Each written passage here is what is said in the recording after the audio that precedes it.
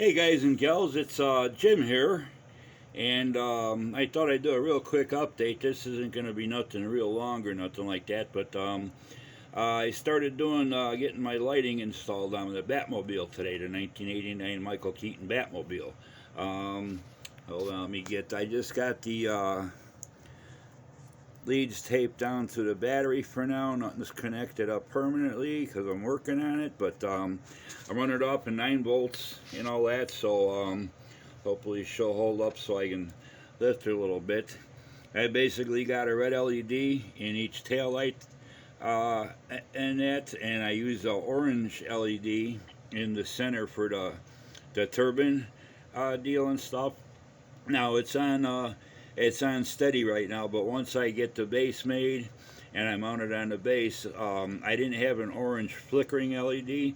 So what I'll do underneath the base is I'll hook up a just a regular white LED, a flickering LED to it, so that'll give it the flickering effect and everything. Um, I don't have the housing over or nothing yet. That's just a inner piece that mounts to the body. I'll do some test fits. It's fairly decent. In person, it is actually more of a orange, and the tail lights are a really nice, vivid red and stuff. And the lenses aren't on the tail lights yet either. What I did drill out the holes in the tail light uh, places. I did drill them out a little bigger, but I was careful to leave enough of an edge so I can glue the lens on with some canopy glue once I get everything completed in that. But so that's what I'm working on there. I might see if it's not gonna look bright enough with the turbine, the housing that extends out over it. I might drop some short pieces of fiber optics in there to kind of brighten up that turbine effect a little bit more. But once I get the flickering one in there, I think it'll look pretty cool and all that. We're gonna give her a quick flip over if the lights go out. Sorry about that, but basically, here's what I got.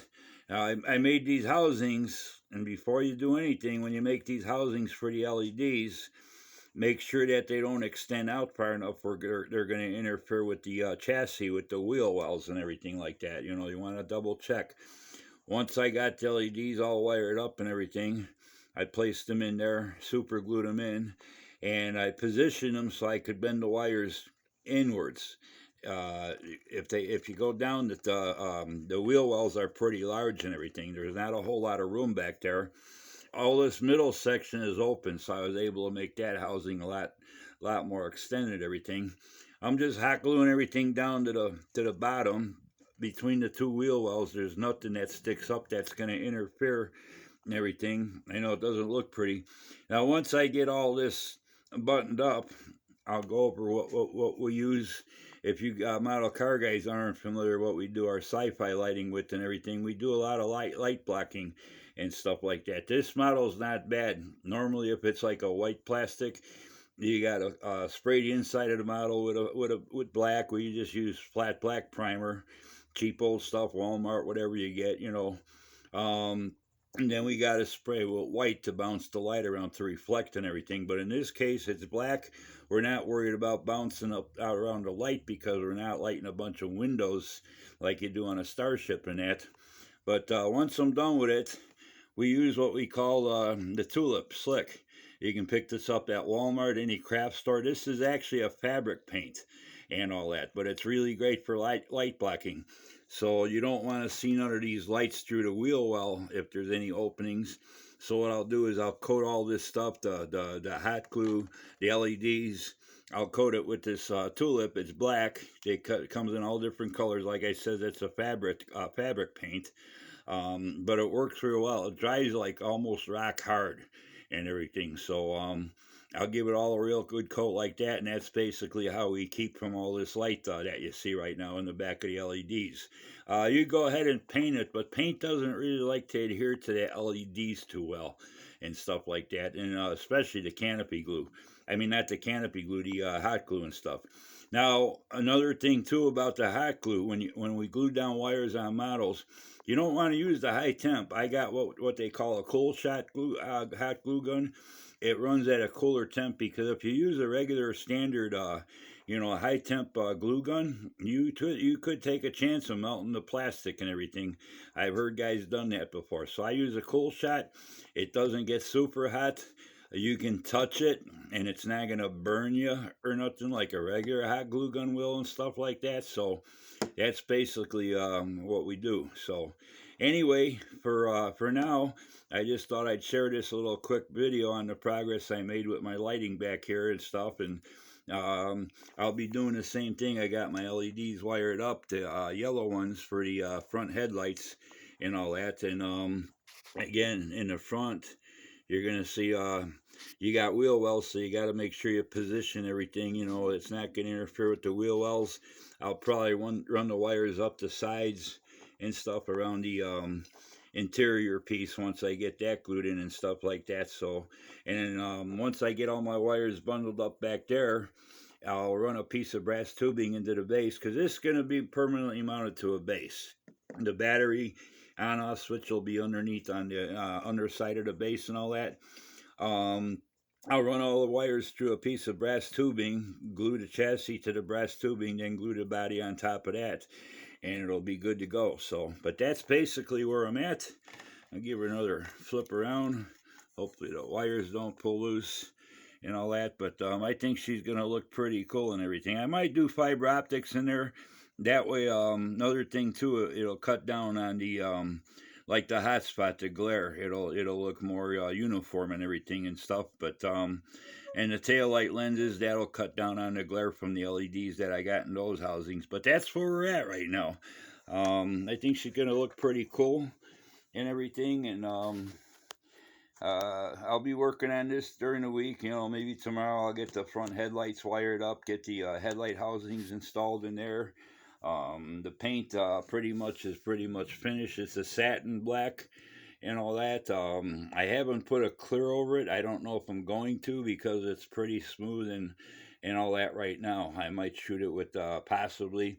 No matter how much I filled in those seams where those inner fins glued in, I still get, you can still see it's almost like a crease there, but the gaps are filled, so it doesn't have really good gaps.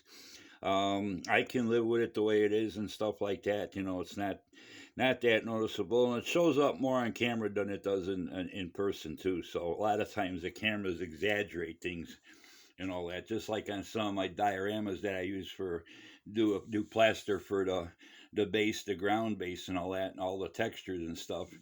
A lot of times you don't see no white little plasters along the edge of the framework and stuff where how I make my wood bases.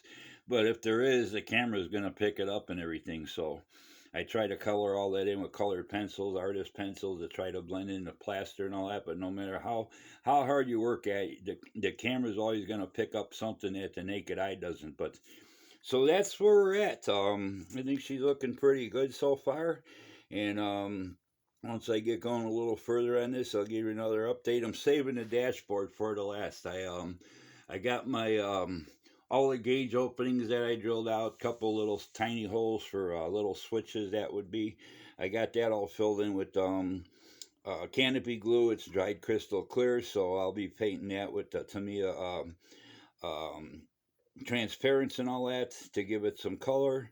And then I'll make my little housing to stick the LED in from the back, and we'll work on that later. That's gonna probably be the most involved work. Not so much light and everything in the dashboard, but making a housing that fits on there real nice without causing any fit issues with the dashboard once I glue it onto the interior. So, but yeah, I think it looks pretty cool. Like I said, those are real red in person and stuff like that. So hope this helps you out for anybody. I know there's a couple people that want to follow along these videos.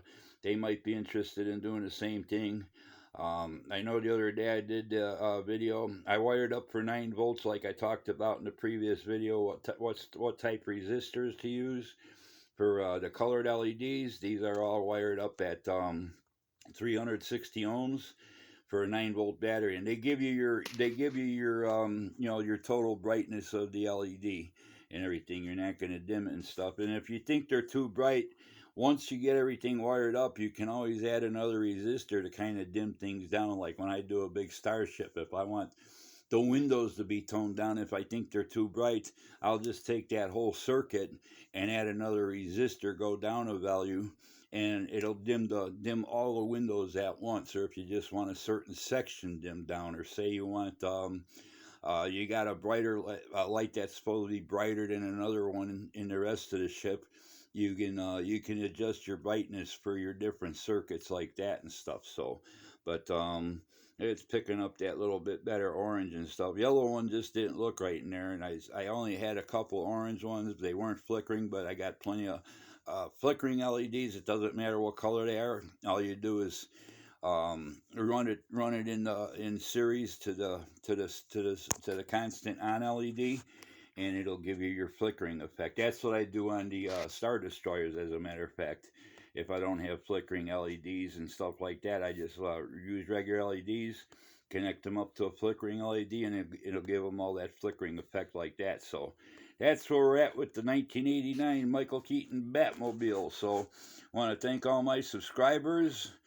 Thanks for subscribing. Thanks to all my new subscribers. Thanks for all the great comments you guys been leaving me. Thanks for giving me the hitting the like button. And thanks for following along with my videos. Hope everybody's going to have a great holiday season this year. And things are better than last year. And we'll see you soon with another update on this. And I got a couple other models I want to do some videos on in the next day or so. Some 3D printed models and stuff that kind of interfered with my progress on this here build. So till the next time, everybody, take care, have a good one, and we'll talk to you soon. Bye.